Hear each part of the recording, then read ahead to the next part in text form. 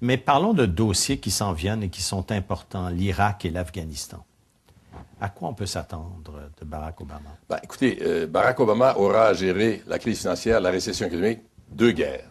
Vous y arrivez, l'Irak et l'Afghanistan. Dans le cas de l'Irak, il a indiqué qu'il voulait sortir quelques brigades assez rapidement en 2009. Il pourrait envoyer une partie de ses soldats vers l'Afghanistan. Comme vous savez, Barack Obama a été l'un des seuls à se prononcer contre la guerre en Irak. Il l'a fait très, très tôt. Je pense que d'ailleurs, c'est une des raisons de sa victoire. On a reproché beaucoup à Hillary Clinton d'avoir appuyé cette guerre. Alors, je pense que dans le cas d'Irak, il veut se sortir de ce bourbier. Il sait que cette guerre est illégale, illégitime, il ne la sanctionnait pas. Maintenant, je pense que personne ne sait encore du côté américain comment se sortir du bourbier irakien. Les Irakiens viennent de décider de demander aux Américains de sortir de là en 2010.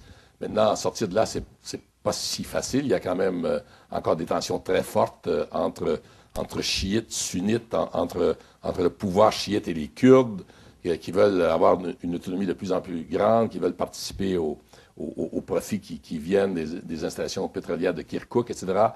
Il y a quand même d'énormes problèmes en Irak qui ne sont pas réglés. Je pense qu'il essaiera d'y aller tout doucement, mais je suis à peu près convaincu qu'à la fin de son premier mandat, en 2013, il restera en Irak 40 à 50 000 quand même soldats.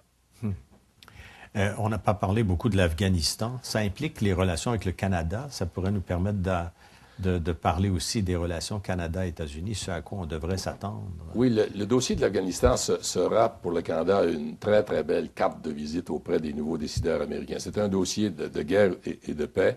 Et mon expérience à Washington m'a enseigné que quand nous avons je n'ai pas la chance, mais l'occasion de dialoguer avec les Américains sur des questions de ce genre, il est beaucoup plus facile par la suite, en fin de rencontre, de soulever un certain nombre d'autres questions peut-être moins importantes.